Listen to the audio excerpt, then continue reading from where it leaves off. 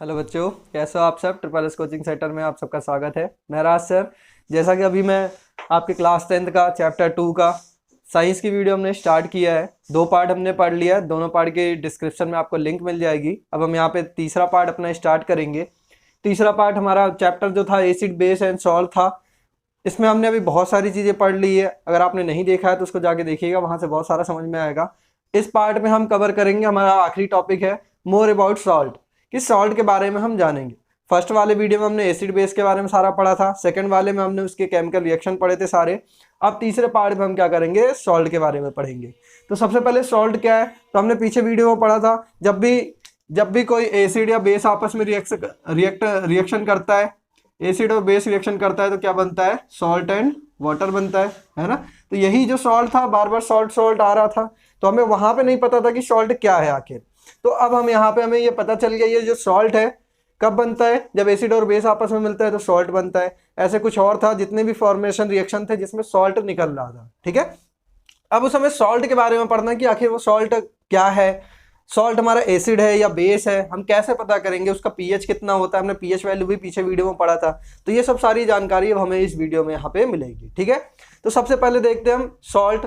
तो सॉल्ट को देखो कितने भाग में बांटा गया है। एक तो सॉल्ट की फैमिली बताया गया है, ठीक है, फिर पीएच बताया गया सॉल्ट का, और फिर उसके बाद केमिकल फॉर्म ऑफ सॉल्ट, कि आखिर उस सॉल्ट का यूज कहाँ कहाँ होता है, हम कहाँ कहाँ सॉल्ट का यूज कर सकते हैं, ठीक है। तो सबसे पहले हम फैमिली पढ़ते हैं सॉल्ट की। तो देखो फैमिली तो कॉमन सी है, जिसमें ये NaCl NaSO4 ये सारी चीजें सॉल्ट थी, है ना। तो हमें पता था ये सारी चीजें सॉल्ट है। जब हम वहां पर रिएक्शन कर रहे थे तो वहाँ KCl NaCl और NaSO4 BaSO4 जितनी चीजें आ रही थी वो सॉल्ट बन रहा था, ठीक है। अब हमें पहचानना है कि वो सॉल्ट किस फैमिली का है। तो कुछ नहीं करना है आपको, जिसमें किन्हीं दो को लो, जिसमें जो चीज कॉमन आ रहा है वो उसी फैमिली का है। जैसे ये देखो, सोडियम क्लोराइड NaCl और सोडियम सल्फेट NaSO4, दोनों में कौन सा कॉमन आ रहा है, Na कॉमन आ रहा है, दोनों में सोडियम कॉमन आ रहा है, यानी किस फैमिली का है, ये सोडियम फैमिली का है, ठीक है। तो ये हमारा हो गया सॉल्ट फैमिली। सॉल्ट फैमिली में हमने क्या देखा कि अगर जो चीज कॉमन है, जैसे NaCl और NaSO4 में क्या कॉमन है, Na कॉमन है, दोनों में सोडियम सोडियम आ रहा है, तो किस फैमिली के हो गए, सोडियम फैमिली के हो गए। दूसरा देखो NaCl KCl है, इन दोनों में क्या कॉमन है, हमारा Cl कॉमन है, यानी ये दोनों किसके फैमिली के हो गए, क्लोराइड फैमिली के हो गए, ठीक है। तो इस तरीके से हमारा हम फैमिली को आसानी से पहचान सकते हैं। जो हमारा सॉल्ट गिवन रहेगा उसमें हम देखेंगे जो कॉमन होगा उसी फैमिली से वो बिलोंग करेगा। दूसरा चीज आता है पीएच ऑफ सॉल्ट, कि भाई हर जगह हम देख रहे थे कि पीएच सॉल्ट निकल रहा था, तो सॉल्ट हमारा एसिड है या बेस है, ये सबसे बड़ा क्वेश्चन रहता है। तो इसको हम कैसे पता करते हैं, पीएच स्केल से हमें पता ही है। तो पीएच स्केल कैसे बताता है कि जो strong acid and strong base का पीएच होगा वो हमेशा न्यूट्रल होगा, ठीक है। अगर कोई स्ट्रॉन्ग एसिड है और स्ट्रॉन्ग बेस आपस में मिलके सॉल्ट बना है तो उसका पीएच हमेशा क्या होगा, 7 होगा, यानी न्यूट्रल होगा वो। दूसरा, अगर हमारे पास सॉल्ट जो है वो स्ट्रॉन्ग एसिड है, स्ट्रॉन्ग एसिड और एक वीक बेस, इन दोनों से मिलके जो हमारा सॉल्ट बना है उसका नेचर क्या होगा। अब इसमें स्ट्रॉन्ग कौन है, एसिड है, तो नेचर ऑब्वियस सी बात क्या होगा, एसिडिक नेचर होगा, यानी पीएच वैल्यू उसका कैसा आएगा, लेस देन 7 आएगा।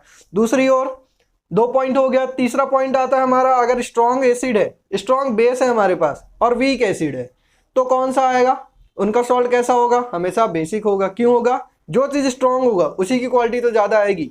यहाँ देखो स्ट्रॉन्ग एसिड था तो नेचर कैसा आया था, एसिडिक नेचर आया था। यहाँ स्ट्रॉन्ग बेस है तो नेचर कैसा आएगा, बेसिक नेचर आएगा। और बेसिक नेचर मतलब क्या होता है, उसकी पीएच वैल्यू कितना आएगी, 7 से ज्यादा। 7 से कम एसिडिक, 7 से ज्यादा बेसिक, और 7 पे न्यूट्रल होता है, ठीक है। तो इस तरीके से हमारा पीएच हो गया। ये दोनों तो नॉर्मल पार्ट थे। सबसे मेन इंपॉर्टेंट पार्ट आता है आपका ये केमिकल फॉर्म ऑफ सॉल्ट, कि सॉल्ट का केमिकल फॉर्म जो है ये बहुत ज्यादा इंपॉर्टेंट है। पेपर में इससे रिलेटेड आपके बहुत क्वेश्चन आएंगे। क्यों, क्योंकि इसमें हमें क्या क्या मिलेगा, इसके 4 पार्ट है। केमिकल फॉर्म से सबसे पहले तो कॉमन सॉल्ट है, जो कॉमन सॉल्ट हम घर में यूज करते हैं। फिर आता है हमारे पास सोडियम हाइड्रोक्साइड, ये NaOH आता है, ठीक है। फिर आता है ब्लीचिंग पाउडर, फिर उसके बाद बेकिंग सोडा, फिर उसके बाद वॉशिंग सोडा। तो ये 4 पार्ट में, 5 पार्ट में आपको इसको केमिकल सॉल्ट से बना है हमारा केमिकल फॉर्म ऑफ सॉल्ट के ये 5 पार्ट है। इन पांचों पार्ट का हमें ये कैसे बने हैं, इनका यूज क्या होता है, और उनसे निकलने वाली सारी चीजों का यूज, मतलब हमें हर एक पार्ट को अच्छे से इसमें पढ़ना है, ठीक है। तो हम क्या करेंगे, अब बारी बारी से सब ये कैसे बने हैं और कैसे इनका यूज है, कहाँ कहाँ हम यूज करते हैं, ये सारी चीजें यहाँ पे अब पढ़ेंगे, ठीक है। अब देखिए, अब हम यहाँ पे पढ़ते हैं अपना केमिकल फॉर्म ऑफ सॉल्ट। हमने क्या क्या पढ़ लिया था, 5 पार्ट पढ़ लिए थे, ठीक है। उसमें जो पहला था कॉमन सॉल्ट, यही एक तरीके से हमारा क्या है, कॉमन सॉल्ट को हम क्या बोलते हैं, सोडियम क्लोराइड बोलते हैं, जो हम घर में यूज करते हैं डेली लाइफ में अपने, ठीक है। और ये एक तरीके से जो कॉमन सॉल्ट है, यही कॉमन सॉल्ट ही हमारा रॉ मटेरियल है केमिकल्स के लिए। हम यही तो पढ़ रहे हैं, केमिकल फॉर्म ऑफ सॉल्ट। तो जो सॉल्ट है, सॉल्ट का क्या क्या हमारे केमिकल फॉर्म्स है, तो कौन सा सॉल्ट यूज करते हैं, हमेशा कॉमन सॉल्ट। यही जो कॉमन सॉल्ट है, ये रॉ मटेरियल की तरह भी काम करेगा। कौन कौन से के लिए, जब भी हमने पढ़ा था आगे, उसके बेकिंग सोडा बनाने के लिए, NaOH बनाने के लिए, वॉशिंग सोडा बनाने के लिए, ब्लीचिंग पाउडर बनाने के लिए, ये सारी चीजें किससे बनेंगी, हमारी कॉमन सॉल्ट से ही बनेंगी, ठीक है। अब देखो कॉमन सॉल्ट कैसे बनता है, जब हम HCl में NaOH का रिएक्शन कराते हैं तो हमारा क्या होता है, NaCl बनता है प्लस H2O बनता है, ठीक है।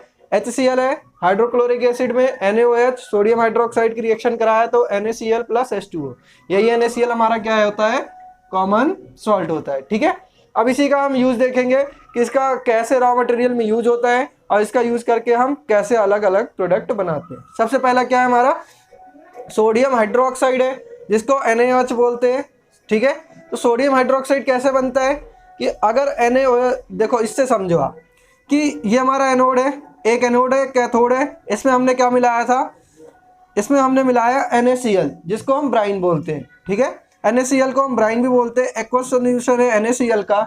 जब इसको हमने इलेक्ट्रिसिटी इसमें से पास किया तो क्या हो जाता है, इसमें पहले से पानी भी है, पानी में हमने क्या मिलाया था, NaCl, यानी पानी ले लो, पानी में नमक डाल दिया है ना, तो वही हो गया हमारा वो जो सोल्यूशन कहलाता है, पानी में नमक का सोल्यूशन, वो ब्राइन कहलाता है, ठीक है। तो ये NaCl है, एक्वस सोल्यूशन है। इसमें जब हमने इलेक्ट्रिसिटी पास किया तो देखो क्या हो रहा है, NaCl पानी के साथ मिलके क्या बना दे रहा है, NaOH में टूट जा रहा है, डीकम्पोज हो जा रहा है, और इसके साथ साथ क्या निकल रहा है, Cl2 निकल रहा है और H2 गैस निकल रही है, ठीक है। NaCl हमारा क्या था, एक्वस सोल्यूशन, ब्राइन था। ब्राइन कब बना, जब इसको वाटर के साथ मिलाया तो ये ब्राइन बन गया। ब्राइन क्या हुआ, जब इलेक्ट्रिसिटी इसमें पास किया तो ये डीकम्पोज हो गया NaOH में, और Cl2 गैस निकल गई, H2 गैस निकल गई। अब देखो ये हो गया हमारा, कैसे हम फाउंड करते हैं इसको, सोडियम हाइड्रोक्साइड को कैसे पाए, तो कॉमन सॉल्ट का यूज करके पा रहे हैं, तो देखो कॉमन सॉल्ट यूज किया है। अब इसी प्रोसेस को हम क्या कहते हैं, this process is also called chloralkali process. तो आपका NaCl जो सोडियम हाइड्रोक्साइड, ये NaOH फाउंड करने का तरीका है, ये इससे नहीं पूछेगा, ये वाला जरूर पूछ सकता है कि राइट अ क्लोरएल्काली प्रोसेस या write the reaction for chloralkali process. तो आप इसको याद रखिएगा, इसी रिएक्शन को ही हम क्या कहते हैं, क्लोरएल्काली प्रोसेस भी कहते हैं। तो इसको बहुत इंपॉर्टेंट है याद रखना, इस नाम से ज्यादा पूछेगा क्वेश्चन में, ठीक है। अब इसके बाद हर एक चीज का यूज, मैंने बोला था कि यूज हम पढ़ेंगे, तो इसमें क्या क्या प्रोडक्ट निकल रहा है, इसमें सबसे इंपॉर्टेंट ये है कि इसके जितने भी प्रोडक्ट निकल रहे हैं सबका यूज है, तो सबका यूज अलग अलग होता है। सबसे पहले हमारा जो NaOH, जो हमारा मेन सब्सटेंस निकला है, उसका क्या यूज होता है, तो इसका है डी ग्रीसिंग में, मेटल्स में डी ग्रीस करने के लिए, जैसे ग्रीस ज्यादा हो गई तो उसको डी ग्रीस करने में, ठीक है, मेटल में। दूसरा सोप बनाने में, साबुन वगैरह बनाने में और डिटर्जेंट बनाने में। उसके साथ साथ पेपर मेकिंग में, पेपर बनाने में भी इसका यूज होता है, और आर्टिफिशियल फाइबर बनाने में। तो ये सारे केवल यूज है, कैसे होता है ये आपको जानने की जरूरत नहीं है, बस इतना याद रखना है कि क्या क्या इसके यूज है, ठीक है। तो ये NaOH का यूज हो गया, पहला NaOH निकला था। अब इसके बाद क्या निकल रहा है, Cl2 गैस निकल रही है। तो Cl2 का यूज कहाँ होता है, तो देखो वाटर ट्रीटमेंट में। वाटर ट्रीटमेंट क्या है, जब भी हमारे घर से जहाँ पे बड़े बड़े फॉर्म होते हैं, वो वाटर रिफाइनिंग का, वाटर रिफाइन होके आता है, तो वो कौन से प्रोसेस होके गुजरता है, उसमें लास्ट में Cl2 से ही ट्रीटमेंट करते हैं। तो Cl2 ट्रीटमेंट करने से जितने भी बैक्टीरिया वगैरह है, वो सारी चीजें क्या होती है, खत्म हो जाती है। फिर दूसरा स्विमिंग पूल्स। अब स्विमिंग पूल है, स्विमिंग पूल में तो पानी भरा है, तो स्विमिंग पूल में पानी साफ है या गंदा है, तो उसको कैसे साफ करते हैं, ये भी बहुत क्वेश्चन आता है। तो उसमें भी क्या डालते हैं हम, ज्यादातर Cl2 गैस ही डालते हैं, Cl2 की गोलियां डालते हैं, क्लोरीन डालते हैं, जिससे वो साफ होता है, ठीक है। तो Cl2 का यूज स्विमिंग पूल को भी साफ वगैरह करने में आ गया।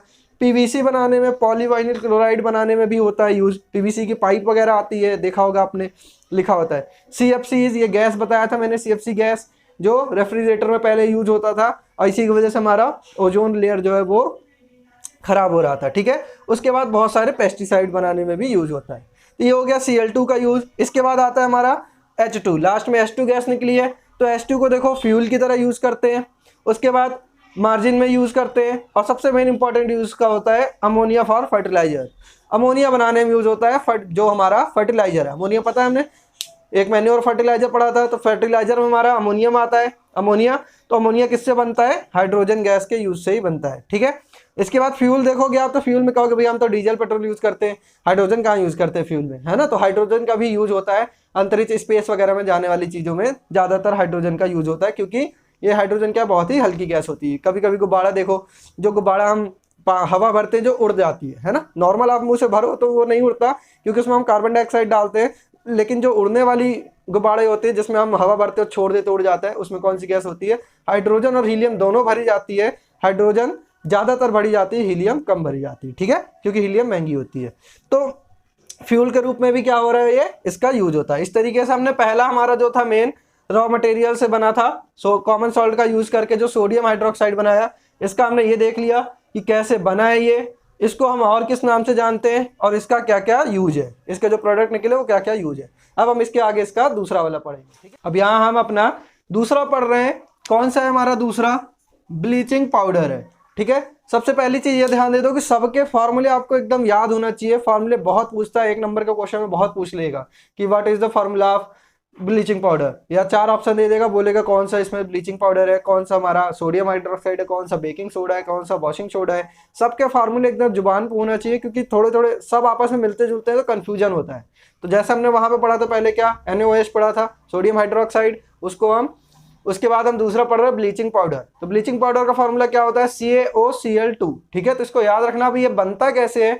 तो देखो ड्राई स्लैग्ड लाइम में जो हमारा Cl2 उसमें निकल रहा था, पहले वाले में NaOH से जब हमने रिएक्शन कराया था, NaOH पाया था, Cl2 पाया था और H2 पाया था, तो Cl2 गैस थी। तो उस Cl2 गैस को जब हम ड्राई स्लैग्ड लाइम यानी बिना बुझा हुआ चूना, जो सिंपल सा साधारण चूना है हमारा, जो लाते हैं हम घर में पुताई करने के लिए, ठीक है, वो वाला चूना होता है ड्राई स्लैग्ड लाइम। उस पे जब हम उस Cl2 गैस को प्रोवाइड कराते हैं तो उससे हमारा क्या बनता है? ब्लीचिंग पाउडर बनता है, ठीक है। अब आप सोचोगे यहाँ कॉमन सॉल्ट कहाँ यूज हो रहा है भैया, तो ये कॉमन सॉल्ट से ही पाया गया है। इसका जो मेन रिएक्शन है बहुत ही कॉम्प्लेक्स होता है, ठीक है, तो इसलिए उसको नहीं बताया गया यहाँ पे। केवल इतना बताया गया कि जो हमारा कॉमन सॉल्ट से Cl2 गैस प्रोवाइड हो रही थी पीछे वाले में सोडियम हाइड्रोक्साइड में, उसी Cl2 गैस को जब हम ड्राई स्लैग्ड लाइम में प्रोवाइड कराते हैं, इससे पास कराते हैं, तो हमारा क्या बनता है? CaOCl2 ब्लीचिंग पाउडर बनता है और H2O निकलता है। यही ब्लीचिंग पाउडर है, इसको याद रख लो, इसका फार्मूला याद रखना है। और उसके बाद इसका यूज, बस यही 2 चीज आपसे पूछेगा कि ये कैसे फॉर्म होगा। या तो रिएक्शन आपको ये दे देगा, या पूछेगा what happen when dry slagged lime when Cl2 gas is provide into dry slagged lime, तो क्या बनेगा आपको ये याद रखना, ठीक है। डायरेक्ट कभी नहीं देगा कि सिंपल सा ब्लीचिंग पाउडर का रिएक्शन लिखो, नहीं देगा, हमेशा व्हाट हैपन करके देगा, या दूसरा फॉर्म इसका होगा तो वो पूछ लेगा, या पूछेगा हम कैसे प्राप्त करेंगे, कैसे find, how we find bleaching powder, तो ये लिखना पड़ेगा आपको, ठीक है। उसके बाद आता है इसका यूज क्या है। तो यूज इसके देखो बहुत सारे, for bleaching cotton and linen in the textile industry. जो टेक्सटाइल इंडस्ट्री है मतलब कपड़ा उद्योग है, उसमें लिनन और कॉटन को ब्लीच करने के लिए यूज होता है ये। फिर दूसरा है ब्लीचिंग वॉश्ड क्लॉथ, अच्छा, for bleaching wood pulp in paper factory. Paper factory में जो वुड पल्प है, लकड़ी है हमारा, उसको ब्लीच करने के लिए यूज होता है। तीसरा है हमारा वॉश्ड क्लॉथ इन लॉन्ड्रीज, जो हमने लॉन्ड्री में कपड़े भेजते हैं, वो कपड़ा धुला हुआ कपड़े को ब्लीच करने के लिए भी इसका यूज किया जाता है ब्लीचिंग पाउडर का। उसके साथ साथ ऑक्सीडाइजिंग एजेंट होता है बहुत सारे केमिकल इंडस्ट्री में, ठीक है। उसके बाद जो लास्ट है ये drinking water free from germ. Drinking water में भी इसका यूज करते हैं। ड्रिंकिंग वाटर में कैसे यूज करेंगे, अभी आपने बोला था Cl2 यूज करेंगे, तो ये भी तो Cl2 से ही निकल रहा है ना। तो इस तरीके से इसका भी हम कहीं कहीं यूज कर लेते हैं। ब्लीचिंग पाउडर का यूज किस फॉर्म में? अपने पानी को साफ करने में, पानी के जम्स जो है उसको खत्म करने में हम ब्लीचिंग पाउडर का भी यूज कर लेते हैं, ठीक है। जो ये है देखो bleaching washed in cotton in laundry वगैरह है, इसमें कभी आला वगैरह यूज करते हैं ना ब्लीच करने के लिए, कहते हैं ना ब्लीच कर दें इसके कपड़े को, तो उस तरीके से इसको याद रख सकते हैं कि ब्लीचिंग पाउडर के ये सारे यूज है, इसको आप ध्यान दीजिएगा, ठीक है। अब इसके बाद हम अपना नेक्स्ट वाला पढ़ते हैं। अब देखिए दूसरा यहाँ पे हमारा बेकिंग सोडा। तो बेकिंग सोडा को 2 नाम से बोलते हैं। बेकिंग सोडा बहुत ही इंपॉर्टेंट है, बहुत यूज होता है इसका। बेकिंग सोडा और बेकिंग पाउडर भी अलग अलग चीजें होती है, याद रखना आप, ठीक है। तो देखो बेकिंग सोडा क्या है, बेकिंग सोडा को दूसरा नाम बोलते हैं हम सोडियम हाइड्रोजन कार्बोनेट, ये याद रखना, सोडियम हाइड्रोजन कार्बोनेट इसका केमिकल नेम है, और इसका केमिकल फार्मूला होता है हमारा NaHCO3। ब्लीचिंग पाउडर का CaOCl2 और सोडियम हाइड्रोजन कार्बोनेट यानी बेकिंग पाउडर, बेकिंग सोडा का क्या है हमारा NaHCO3, तो इसको याद रखना NaHCO3। अब ये बनता कैसे है, तो देखो NaCl कॉमन सॉल्ट है, जब हम उसमें वाटर मिलाते हैं और कार्बन डाइऑक्साइड पास कराते हैं और उसके साथ साथ उसमें अमोनिया मिलाते हैं, ठीक है, इन तीन चीजों का मिक्सचर ही है बेकिंग सोडा। इन तीन चीजों को मिलाने से ही बेकिंग सोडा बनेगा। तो इसका रिएक्शन थोड़ा सा कॉम्प्लेक्स है, याद करना जरूरी है कि कॉमन सॉल्ट में H2O मिलाया, CO2 मिलाया और NH3 मिलाया, ये सारी चीजें आपस में मिलकर क्या बनाती है, अमोनियम क्लोराइड बनाती है और सोडियम हाइड्रोजन कार्बोनेट जो हमारा बेकिंग सोडा है, ठीक है। एक चीज और की फार्मूले सारे लिखते जाना, मैंने पहले ही बताया था। जैसे यहाँ देखो अमोनियम क्लोराइड का फार्मूला एक्स्ट्रा आ रहा है, तो ये आप रख लेना, इसको ये काम देगा आप सबके, उसमें एग्जाम में भी काम देगा, वैसे भी डेली लाइफ में भी यूज होता है बहुत। NH4Cl किसका है, अमोनियम क्लोराइड का फार्मूला है। तो ये कैसे बन गया, NaCl में H2O CO2 NH3 मिलाया हमने तो हमारा अमोनियम क्लोराइड बना और सोडियम हाइड्रोजन कार्बोनेट जिसको हम बेकिंग सोडा कहते हैं। अब इसके बाद क्या होता है कि हमने सोचा है कभी कि अब इसी को हमने बेकिंग सोडा जब पढ़ाया था उसमें डॉग प्लांट और नेटल प्लांट में हमने पढ़ाया था, जब pH वैल्यू की तरफ पढ़ाए थे इसके पहले वीडियो में, तो हमने पढ़ा था ये भी कि pH in our digestive system. तो डाइजेस्टिव सिस्टम में क्या था हमारे कि जो पेट में HCl होता है वो उसकी मात्रा बढ़ जाती है, तो हमें एंटी एसिड लेना पड़ता है। HCl क्या एसिड है, एसिड बढ़ गया तो उसको न्यूट्रलाइज करने के लिए हमें बेस खाना पड़ता है। तो हम कौन सा बेस यूज करते थे, बेकिंग सोडा भी यूज करते हैं, ठीक है। तो अब बेकिंग सोडा भी यूज करते हैं, तो ये किसका काम करता है, हमारा न्यूट्रलाइजर का भी। तो बेकिंग सोडा क्या है, एक्ट एज अ न्यूट्रलाइजर। तो न्यूट्रलाइजर का भी काम करता है। जब हमारे पेट में एक्सेस मात्रा में एसिड आ जाता है तो हम बेकिंग सोडा को पानी में मिला के पीते हैं, तो फिर हमारा क्या होता है, पेट सही हो जाता है, ठीक है। तो क्या कर देता है, वो न्यूट्रलाइज कर देता है उसके इफेक्ट को, एसिड के इफेक्ट को न्यूट्रलाइज कर देता है। तो होता क्या है, अब देखो जब हम खाना पकाते रहे और खाना पकाने वाली चीज में NaHCO3 यानी जो सोडियम कार्बोनेट, ये हमारा बेकिंग सोडा है। बेकिंग सोडा को जब हम हीट करते हैं तो क्या बनता है, सोडियम कार्बोनेट बनता है और H2O और CO2 गैस निकलती है, ठीक है। तो ये याद रखना, जब हम हीट करते समय कुकिंग करते समय जब बेकिंग सोडा मिलाते हैं तो क्या फायदा होता है, उससे क्या बनता है, हमारा सोडियम कार्बोनेट बनता है, H2O बनता है और CO2 बनता है। यही हमारा क्या है, और जो ये हमारा बेकिंग सोडा है इसको हम नॉन कोरोसिव बेसिक सॉल्ट भी बोलते हैं, ठीक है। इसीलिए ये एक्ट करता है किसकी तरह, न्यूट्रलाइजर की तरह। उसके बाद एक और इंपॉर्टेंट आता है use of baking soda. Baking soda का यूज क्या है, तो अभी मैंने बताया था शुरू में ही आपको कि बेकिंग सोडा और बेकिंग पाउडर में डिफरेंस है। तो बेकिंग सोडा का यूज करके हम बेकिंग पाउडर बनाते हैं, ठीक है। तो देखो लिखा है टू फॉर्म बेकिंग पाउडर। अब बेकिंग पाउडर कैसे बनता है, तो बेकिंग पाउडर क्या है, mixture of baking soda and any edibles acid. Baking soda में कोई भी एडिबल्स एसिड डाल दे। एडिबल एसिड क्या है, जिसको हम खा सकते हैं, जैसे टार्टरिक एसिड है, ठीक है, टमाटर से मिलता है टार्टरिक एसिड। तो अगर हम बेकिंग सोडा में कोई एडिबल एसिड मिला देते हैं तो हमारा क्या बनता है, बेकिंग पाउडर बनता है। तो ये याद रखना बेकिंग पाउडर कैसे बनता है। अब देखो बेकिंग पाउडर का हो क्या रहा है कि NH4 ये हमारा ये था सोडियम। अब इसमें जो हमने बेकिंग पाउडर बनाया उस बेकिंग पाउडर का क्या क्या यूज है, अब वो बेकिंग पाउडर से क्या क्या प्रोडक्ट निकलते हैं वो देखिए आप। तो ये हमारा बेकिंग सोडा था, इसमें कोई भी एडिबल एसिड मिलाया तो क्या क्या बना, हमारा CO2 गैस निकली, H2O निकला और सोडियम सॉल्ट ऑफ एसिड बना, ठीक है। तो ये रिएक्शन हो गया हमारा किसका है, बेकिंग पाउडर का है। कि जब बेकिंग पाउडर बनता है तो जब बेकिंग पाउडर आपस में डिकम्पोज होते हैं तो क्या क्या चीजें निकलती है। क्योंकि हम जब भी कुछ यूज करते हैं तो यही डालते हैं, घर में पकौड़ा बनाने के लिए, इडली बनाने के लिए, डोसा बनाने के लिए, बहुत सारी चीजें बनाते हैं घर में, ढोकला वगैरह बनाने के लिए, कोई भी चीज, ब्रेड को उठाने के लिए, सॉफ्ट और स्पॉन्जी बनाने के लिए, और वो क्या हो जब खमीर हम रख देते हैं तो उठता है वो, डोसा वगैरह बनाने के लिए, है ना। तो हर चीज में किसका यूज होता है, हम बेकिंग पाउडर डालते हैं घर में। तो बेकिंग पाउडर क्या है, हमारा यही चीज होता है, mixture of baking soda and edible acid. अब उसके यूज से कैसे वो चीजें हमारी स्पॉन्जी हो जाती है, कैसे वो चीजें हमारी उठ जाती है। थोड़ा सा हमने रखा है और रात में भटूरे बनाने के लिए थोड़ा सा रखा है, सुबह उठ जाता है, मैदा ढेर सारा हो जाता है ना। तो ये सारी चीजें कैसे होती है कि उसमें जो प्रोडक्ट निकलता है CO2 यही इसके लिए रिस्पॉन्सिबल होता है, ठीक है। तो जो CO2 गैस है ये क्या होती है, बाहर की ओर निकलना चाहती है। तो जब बाहर की ओर निकलती है तो अपने साथ साथ जो भी मैदा या जो भी हमारा डोसा वगैरह का जो भी खमीर वगैरह है उन सबको क्या करती है, उठा देती है, ठीक है। तो यही यहाँ पे लिखा है, देखो CO2 is product responsible for bread और केक टू राइस। ब्रेड या केक को राइस करने के लिए, उठाने के लिए, और making things soft and spongy. तो कोई भी चीज़ जो है वो सॉफ्ट बनता है, स्पॉन्जी बनता है, उन सब के लिए कौन रीजन होता है, CO2। और ये CO2 मिलता कहाँ से है, बेकिंग पाउडर से मिलता है, ठीक है। और बेकिंग पाउडर कैसे बनता है, बेकिंग सोडा से। कैसे बना था, मिक्सचर ऑफ बेकिंग सोडा और एडिबल एसिड को मिला देते हैं तो हमारा बेकिंग पाउडर बनता है। ठीक है, तो ये इसका यूज हो गया। दूसरा यूज देखो, anti acid for alkaline. Anti acid बताया अभी, जब हमने बेकिंग पाउडर को पानी में मिला दिया तो एल्कालाइन हो गया। अब उसको हमने पी लिया तो हमारे पेट में जो एक्सेस मात्रा में एसिड है वो क्या होता है, न्यूट्रलाइज हो जाता है। तो एंटी एसिड के काम कर रहा है। एसिड का अपोज को हम एंटी एसिड कहते हैं। और इसके बाद एक और इंपॉर्टेंट है इसका कि soda acid in a fire exhauster. इसका यूज हम क्या करते हैं, जो फायर एग्जॉस्टर होता है हमारा सिलेंडर वगैरह, उसके अंदर भी हम सोडा एसिड के रूप में यूज करते हैं। ठीक है, इस तरीके से आपका ये बेकिंग सोडा का भी खत्म हुआ। अब इसके आगे हम इसका चौथा पढ़ेंगे यहाँ पे। अब यहाँ पे हम देखेंगे अपना चौथा वाला वॉशिंग सोडा। ठीक है, वॉशिंग सोडा को क्या कहते हैं हम, सोडियम कार्बोनेट भी कहते हैं। केमिकल नेम इसका सोडियम कार्बोनेट है। फॉर्मूला क्या है, NaCO3 × 10H2O। ये याद रखना है पूरा, NaCO3 × 10H2O। ये पूरा बनता है हमारा वॉशिंग सोडा का। ठीक है, अब वॉशिंग सोडा बनता कैसे है, तो मैंने पीछे वाले सेक्शन में अभी जब तीसरा पढ़ाया था आपको बेकिंग सोडा वाला, तो बेकिंग सोडा में एक जगह मैंने ये वाला रिएक्शन लिखा था, है ना। तो ये वाला रिएक्शन आपको कंफ्यूज हो रहा होगा कि ये इसका यूज क्या है। जहाँ पे मैंने लिखा था न्यूट्रलाइजर की तरह काम करता है, फिर ये वाला रिएक्शन लिखा था।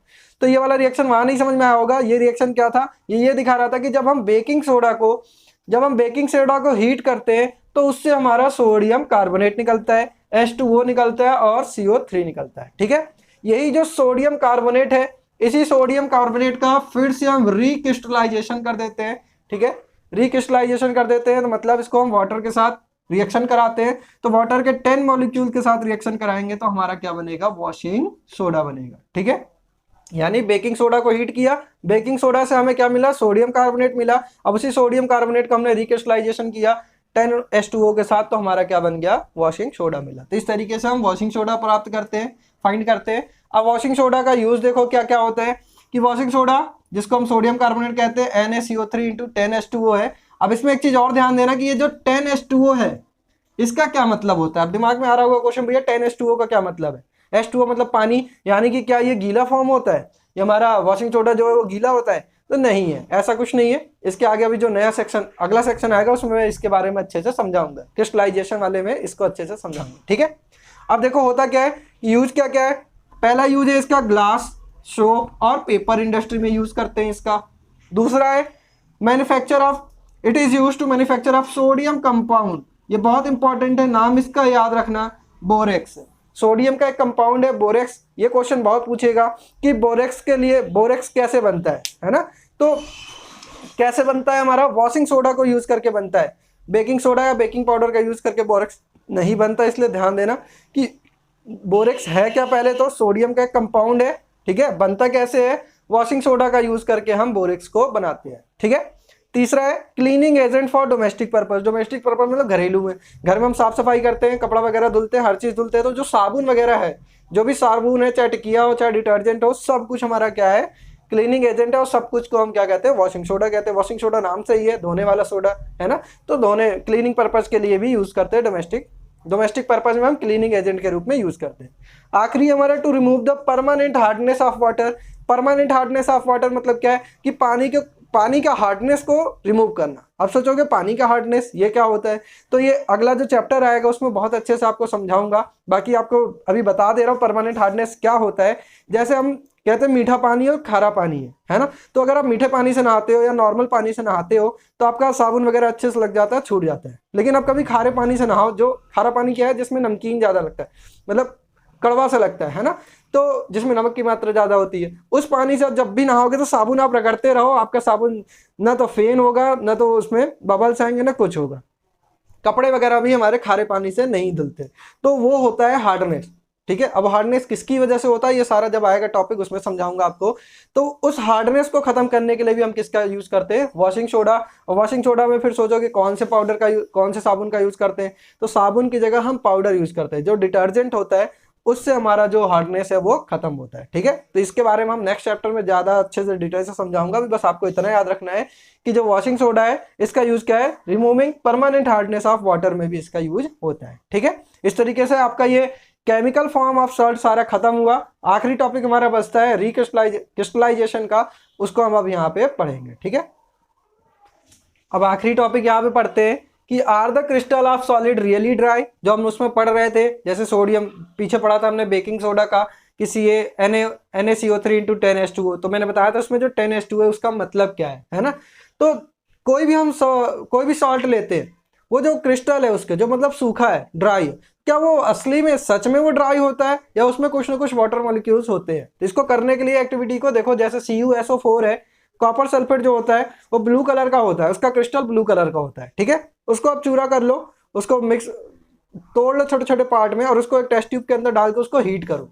तो हीट करोगे तो क्या होगा, वो देखोगे कुछ देर बाद वो गीला हो जाता है। तो भाई हमने लिया तो सॉलिड था, सॉलिड होने के बाद वो मेल्ट कैसे हो गया, मेल्ट हो गया यानी उसमें कुछ ना कुछ वाटर के पार्ट है, ठीक है, यानी कुछ ना कुछ पानी मिला है। तो कुछ देर बाद वो क्या होगा, मेल्ट होने के बाद वो धीरे धीरे उसका सारा वाटर वेपर के फॉर्म में निकल जाएगा। तो लास्ट में क्या बचेगा, व्हाइट कलर का आपको पाउडर बच जाएगा। तो वो हमारा क्या होता है, कॉपर सल्फेट होता है। व्हाइट हो गया, ब्लू कलर का पहले था, ब्लू से किस कलर का हो गया, व्हाइट कलर का हो गया, ठीक है। तो अब वो हमें क्या दिखाता है कि उसमें गीला हो गया, ड्राई हुआ है, ड्राई से हमारा गीला हुआ लिक्विड फॉर्म में आया है, तभी तो वो सूखा है। तो इसका मतलब क्या है, उसमें कुछ ना कुछ वाटर के मॉलिक्यूल्स प्रेजेंट है। यानी जितने भी सॉल्ट होते हैं, क्रिस्टल हैं उसके, अगर वो सॉलिड फॉर्म में है तो उसमें वाटर का एक फिक्स अमाउंट प्रेजेंट होता है, ठीक है। तो यही लिखा है कि जो हमारा व्हाइट वाला था, व्हाइट पाउडर को, अब उसको फिर से उसमें हम क्या करें, थोड़ा सा वाटर ऐड कर दें, तो वो क्या बन जाएगा हमारा, फिर से क्रिस्टल बन जाएगा, किसका, ब्लू कलर का। ब्लू कलर का मतलब फिर से जो हमारा शुरू में क्रिस्टल था कॉपर सल्फेट का, वही बन गया है। तो देखो यही लिखा है, most and again the crystal with the water it turns again the blue colour of crystal reappear. तो हमें दिखेगा कि फिर से हमें वाटर का जो हमारा ब्लू कलर का कॉपर सल्फेट था वो फिर से प्राप्त हो गया। अब ये क्वेश्चन आता है कि भाई कितना पानी मिलाएंगे, ज्यादा पानी मिला देंगे तो क्रिस्टल थोड़ी नहीं बनेगा। थोड़ा सा पाउडर है उसमें 1 गिलास पानी डाल दिया, तो क्या वो क्रिस्टल बनेगा, क्या नहीं बनेगा ना। तो कितना पानी मिलाना है, तो पानी क्या होता है, एक फिक्स अमाउंट होता है, ठीक है। जैसे देखो यहाँ लिखा है, fix amount of water molecules present in the one formula unit of salt. कोई भी अगर सॉल्ट है, अगर उसका एक फार्मूला यूनिट है तो उसमें एक फिक्स अमाउंट में वाटर प्रेजेंट होता है। जैसे कॉपर सल्फेट के लिए कितना यूज होता है, तो कॉपर सल्फेट के लिए देखो 5 water molecules are present in 1 formula unit of copper sulphate. यानी कॉपर सल्फेट सॉल्ट में 5 फार्मूला यूनिट यूज होता है, किसका, वाटर मॉलिक्यूल्स का, ठीक है। तो इस तरीके से इसका जो फार्मूला बनता है ये CuSO4 इंटू 5H2O है। जब इसको हम हीट करते हैं तो हीट करने पे ये 5H2O जो है उड़ जाता है, तो हमें व्हाइट कलर का सब्सटेंस मिल जाता है, पाउडरी सब्सटेंस मिल जाता है। फिर उसको जब हम 5 मॉलिक्यूल्स ऑफ वाटर उसमें ऐड कर देंगे तो फिर से हमारा वो कॉपर सल्फेट का क्रिस्टल बन जाता है, ठीक है। तो इस तरीके से अब हमें यह भी पता चल गया कि जो हमारा वॉशिंग सोडा था उसमें 10H2O का मतलब क्या है, कि वो है तो ड्राई, लेकिन उसमें जब हम उसको हीट करेंगे तो उसमें क्या होगा, वाटर वेपर बन के उड़ेगा। तो उसमें कितना फॉर्मूला यूनिट वाटर मॉलिक्यूल्स का यूज हुआ है, तो कॉपर वॉशिंग सोडा में कितना होता है, 10H2O का यूज होता है, ठीक है। जनरली हम लिखते नहीं है इसको, अब देखोगे कहीं भी देखोगे आप तो कॉपर सल्फेट का फॉर्मूला CuSO4 लिखा जाता है, इंटू 5H2O नहीं लिखा जाता, ठीक है। लेकिन ये 5H2O उसमें होता है, ये हमें पता चल गया। क्रिस्टल तो है, क्रिस्टल तो हमारा सॉलिड है, लेकिन जब उसको हीट करते हैं तो उसमें वेपर निकलता है, पानी भाप बन के उड़ जाता है, ठीक है। तो यानी क्या है कि हर एक सॉल्ट में एक फिक्स अमाउंट में वाटर मॉलिक्यूल्स प्रेजेंट होते हैं, ठीक है। इसी का एक और हमारा उदाहरण है, एक सॉल्ट होता है, कौन सा सॉल्ट है, जिप्सम है, ठीक है, विच पजेस वाटर ऑफ क्रिस्टलाइजेशन। ये भी क्या करता है, वाटर क्रिस्टलाइजेशन को ही फॉलो करता है। ये भी एक सॉल्ट है, वहां हमने 5 पढ़ा था, 5 के अलावा एक ये भी बहुत इंपॉर्टेंट सॉल्ट है, जिप्सम और प्लास्टर ऑफ पेरिस, ठीक है। ये दोनों एक दूसरे से रिलेटेड होते हैं, तो इसको भी आपको नोट करना है, बहुत इंपॉर्टेंट है, याद रखना। तो जिप्सम जिसका फॉर्मूला क्या है, देखो CaSO4 इंटू 2H2O, 2H2O आ गया, यानी इसमें भी क्या है, water 2 formula unit of water molecules का यूज हुआ है, फिक्स अमाउंट में है। CaSO4 मतलब कैल्शियम सल्फेट, कैल्शियम सल्फेट है, इसमें 2H2O मिल गया, तो ये क्या बन गया, हमारा जिप्सम बन गया। अब ये होता क्या है, इसी से जिप्सम से बनता है हमारा प्लास्टर ऑफ पेरिस। तो जिस प्लास्टर ऑफ पेरिस बहुत ही इंपॉर्टेंट है, बहुत यूज भी करते हैं हम। प्लास्टर ऑफ पेरिस, इसका नाम ही क्या है, प्लास्टर मतलब कहीं पे किसी चीज को प्लास्ट करना, जोड़ना, है ना। तो पेरिस क्यों आया, तो पेरिस क्यों आया कि जब शुरू में जब प्लास्टर की खोज हुई थी तो इसका यूज कहाँ हो रहा था, पेरिस शहर में ज्यादा होता था, इसीलिए इसका नाम रखा गया प्लास्टर ऑफ पेरिस, ठीक है। तो अब इसका फार्मूला क्या होता है प्लास्टर ऑफ पेरिस का, CaSO4 into half H2O। Same वही फार्मूला है, CaSO4 इसमें भी है, CaSO4 इसमें भी है, लेकिन देखो बस यही वाटर मॉलिक्यूल से ही डिफरेंस आ जा रहा है। इसमें कितना था, 2H2O वाटर मॉलिक्यूल्स हुआ तो जिप्सम हो गया, half H2O of water molecules हुआ तो वो प्लास्टर ऑफ पेरिस हो गया। ठीक है, इसलिए दोनों क्या है, डिफरेंस है, दोनों ये जो वाटर मॉलिक्यूल्स है इससे भी डिफरेंसेस आ जाते हैं। अब देखो ये बनता कैसे है कि हमने CaSO4 इंटू 2H2O, ये जिप्सम था हमारा, जिप्सम को 373 केल्विन पर बस हीट करेंगे, हल्का सा हीट करेंगे तो वो क्या बन जाता है, प्लास्टर ऑफ पेरिस बन जाता है। CaSO4 इंटू हाफ H2O और प्लस 1/2 H2O बाहर हो जाता है। ठीक है, अब ये जो प्लास्टर ऑफ पेरिस होता है एक्चुअली में व्हाइट कलर का पाउडर होता है। ठीक है, ये क्या होता है, व्हाइट पाउडर होता है हमारा, व्हाइट पाउडर होता है। और डॉक्टर इसी को यूज करते हैं जब भी हमारे बोन्स में कहीं फ्रैक्चर आता है तो डॉक्टर कहते हैं भाई प्लास्टर चढ़वाओ, तो प्लास्टर चढ़ाते हैं। तो white powder, plaster of Paris तो व्हाइट पाउडर है, तो हमारे हाथ में जो चढ़ता है वो क्या होता है, तो देखो यही होता है, जिप्सम होता है वो। ठीक है, क्या होता है कि वाटर मॉलिक्यूल्स को, जब हमारे पास क्या था, प्लास्टर ऑफ पेरिस था, प्लास्टर ऑफ पेरिस में हाफ H2O जब हम ऐड कर देते हैं तो वो क्या बन जाता है, जिप्सम बन जाता है। और यही जिप्सम हमारा क्या करता है कि हार्डनेस लाता है, जो भी हमारा प्लास्टर ऑफ पेरिस है, जो हमने प्लास्टर चढ़वाया है हाथ में या कहीं पे भी, वहां पे हार्डनेस आ जाता है, कड़ा हो जाता है, टफ हो जाता है। वो किसकी वजह से हो जाता है, जिप्सम की वजह से। ठीक है, कि वाटर मॉलिक्यूल्स रिएक्ट करके, प्लास्टर ऑफ पेरिस में वाटर मॉलिक्यूल्स रिएक्ट करके एक हार्ड लेयर बना देते हैं। ठीक है, तो प्लास्टर ऑफ पेरिस का यूज क्या है, देखो doctor use as plaster for supporting fracture in bones.